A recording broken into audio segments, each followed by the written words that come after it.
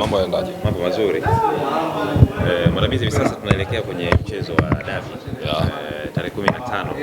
Japo tarehe 18 pia kutoka kuna mchezo kule Arusha wa TRA dhidi ya Simba Sports Club. Tukianza kidogo na TRA alafu kwenye mchezo mkubwa wa dabi unacheza katika dimba la Benjamin Mkapa, tathmini yako kiufundi? Nadhani mchezo wa TRA na Simba utakuwa ni mgumu, na hii ni kwa sababu Simba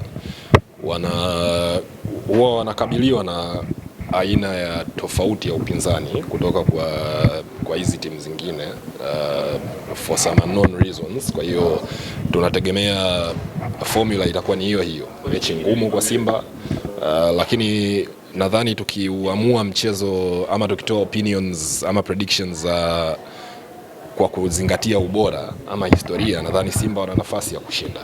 Of course wanakabiliwa na changamoto kubwa sana sasa hivi Simba ya ufungaji magoli. Wanatengeneza chance nyingi lakini hawafungi magoli ya kutosha, lakini naamini hii ni kwa sababu Simba, unajua, kwenye dirisha dogo ni kama walifanya mini overhaul ya timu yao, yani waliondoa kundi kubwa la wachezaji na wakaingiza kundi kubwa. Kwa hiyo bado wako kwenye mazingira ambayo kuna wachezaji wanahitaji kutafuta nafasi zao uwanjani na kuendelea kupambania nafasi zao. Kocha naye pia bado, timu nyingi hizi za kina TRA, kina Dodoma ndio anakutana nazo kwa mara ya kwanza, ndio mara yake ya kwanza kwenye ligi yetu hii. Kwa hiyo changamoto nyingi zinatokana na hao mazingira. Kwa hiyo the more anavyozidi kuizoea timu, the more anavyozidi kuwatambua wapinzani, I think Simba watapata matokeo mazuri, kwa sababu ile blueprint ya kuwa na timu nzuri tayari ipo. Ni mambo madogo ambayo yamebaki kutengeneza consistency ya jinsi ambavyo matokeo yatapatikana. Nafasi wanatengeneza nyingi tu, they are playing very beautiful football kama ambavyo tunaona kina Anise Aura, kina Libase Geye, kina Loemba. Kwa hiyo kilichobaki ni kufunga, na hii ni issue ambayo nadhani with time itakuja kukaa sawa. Kwenye upande wa kusema kwamba wanapata upinzani tofauti wanacheza na timu nyingine, Jofu haoni kama pengine pia mentality yao inaweza ikachangia kwa asilimia moja ama nyingine? Mfano ile mechi dhidi ya Singida, kwa muda mrefu Simba wanakuwa wanasema kwamba Singida wanatupa mechi tofauti na kukutana na Young Africa. Haoni pia kama mentality yao pia sometimes inaweza ikachangia kupata mchezo mgumu hizi timu?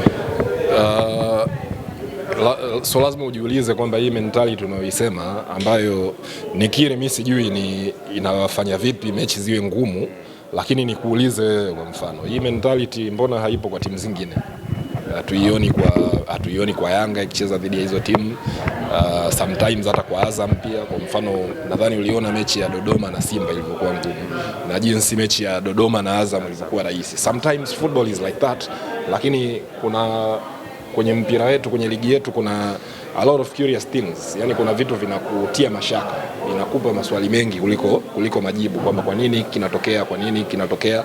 Na ndio maana mimi huwa na kauli yangu moja niliwahi kuisema kwamba kuna mpira kama tunavyojua na kuna mpira wa Tanzania.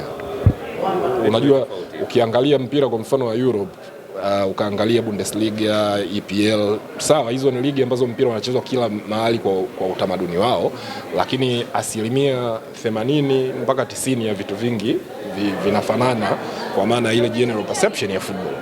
Lakini ukija huku kwetu Tanzania, kuna aina yetu sisi ya mpira ambayo ndio ina vitu kama hivi ambavyo hujui kwamba vimetokea wapi, lakini vipo. Kuna mabadiliko makubwa sana ndani ya Simba Sports Club, tofauti ya dirisha kubwa la usajili walilofanya na dirisha dogo. Pengine labda unaona wanaweza kwenda kuachieve zile common goals ambazo walizokuwa nao kwa msimu huu, pengine wanaweza kwenda kutetea kile ambacho walikikosa kwa misimu kadhaa nyuma. Of course, kwa sababu mashindano ambayo Simba wako wanayoshindania ni mawili tu, ni ligi na FA. Na ukiangalia ligi wanazidiwa point 5 as things stand, na bado kuna Simba na Yanga bado hawajafikia hata nusu ya mechi zao za ligi. Kwa hiyo kuna mechi nyingi ziko mbele, which means kwamba nafasi ile ya kuwania ubingwa ipo. Ambacho kinaweza kuwaumiza ni kwamba kuna mahali ambako Simba anaangusha points ambako mpinzani wake mkubwa haangushi. Kwa maana, kwa mfano, ukiangusha point dhidi ya Dodoma, alafu mwenzio labda point yake ya mwisho aliyoangusha ya namna hiyo ni kwenye mechi labda dhidi ya Mbeya City ambayo karibu mpaka washasahau, sometimes unaweza kupoteza ubingwa kwa namna hiyo. Lakini ukiangalia pia Yanga wanayo maeneo ambayo wanaweza kuangusha point. Kuna mechi 3 mpaka 4 ambazo Yanga wanaweza kuangusha point. Mechi ya Dabi bado iko nyingine, mechi 2 dhidi ya Azam, mechi dhidi ya Namungo. Kwa hiyo bado mbio za ubingwa nadhani ziko wazi na uwezo wa kuachieve vitu wanaweza. Shida ya Simba ambao wamekuwa nayo, na sometimes unajua unakuwa architect wa matatizo yako wewe mwenyewe, yani wewe mwenyewe unayabuni matatizo yako. Ukiangalia last season Simba walikuwa na timu nzuri sana. Huwezi kufika finali ya mashindano ya Afrika kama huna timu nzuri, sawa?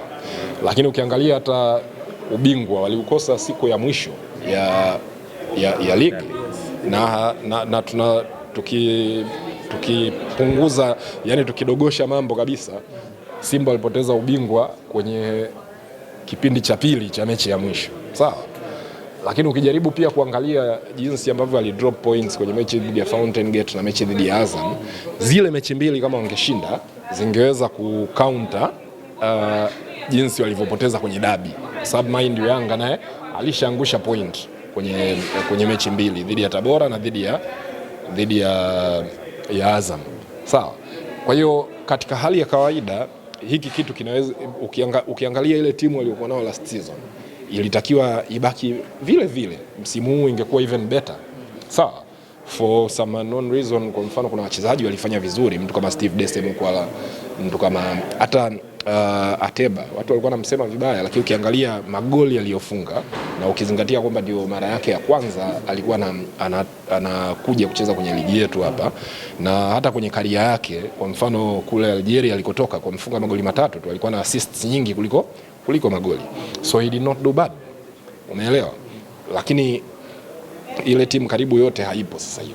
Mkwala hayupo, Awa hayupo, Shamu Karabu hayupo, Hamza ana injury. Kwa hiyo unapokuwa hauipi timu yako ile organic chance ya growth, mara nyingi unaweza kupata changamoto kama hizi ambazo Simba wanapitia. Of course kuna mechi nyingi ambazo Yanga wanaweza wasicheze vizuri, lakini wanapata matokeo kwa sababu timu yao ina ile backbone ambayo imedumu muda mrefu. Kwa mfano Simba msimu huu ukiangalia goalkeeper, 2 central defenders, beki anacheza kushoto, viungo, kuna wachezaji karibu 8 au 9 ambao huu ndo msimu wao wa kwanza, sawa?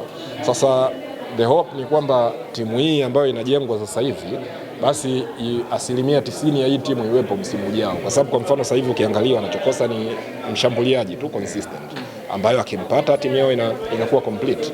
Kwa hiyo ni matumaini. Of course wamekuwa pia very unfortunate na majeraha.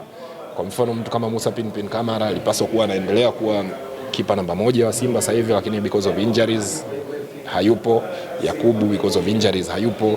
Kuna beki kama Hamza because of injuries naye hatumuoni. Kwa hiyo shida kubwa ya Simba imekuwa ni hiyo, kwamba timu yao imekuwa kila mara inabadilika na wakati mwingine mabadiliko mengine ni unnecessary. Umezungumzia kuhusiana na safu nzima ya ushambuliaji ya klabu ya soka ya Simba. Unadhani kwa msimu wa mwaka jana na msimu wa mwaka huu, eneo zima la striker ushambuliaji, Simba ilikuwa the best kwa msimu wa mwaka jana kuliko msimu wa mwaka huu kwa watu walio kwa sababu ukiangalia kwenye ligi peke yake, Awa, Teba na Mukwala, hao watatu walifunga nadhani more than 30 goals wao peke yao, sawa?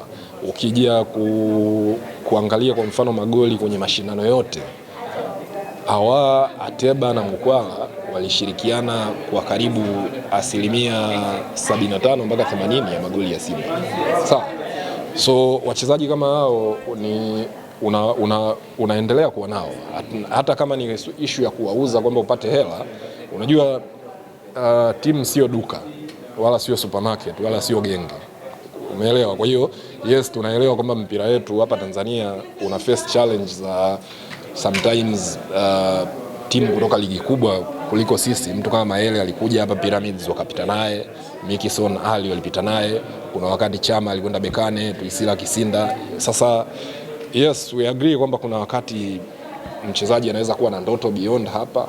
Kuna wakati mwingine hela inaweza ikawa nzuri, unaangalia bwana huyu mtu si tulimpata kwa $100,000 alafu tumeletewa $900,000 hapa. Hiyo ni faida ya karibu 90%. Lakini that shouldn't be happening kwa wachezaji wako bora.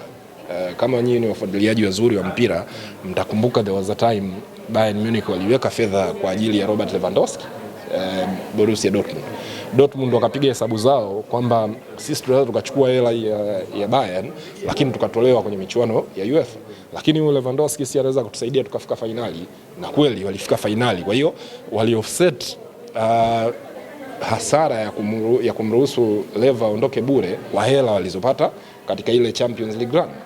Kwa hiyo sometimes unazingatia vitu vya namna hiyo ukiwa unajenga timu yako, kwamba sio kila saa kwamba eti ile excuse kwa maana kwamba mtu kwa sababu tu hela imekuja basi uchukue. Kwa hiyo ndio hicho ninachokisema kwamba sometimes timu inapitia changamoto ambazo imezitengeneza yenyewe, kwa sababu kwangu mimi kwa hali ilivyo ya eneo la striker sasa hivi, mimi kati ya Ateba na Mkwala ningembakiza mmoja.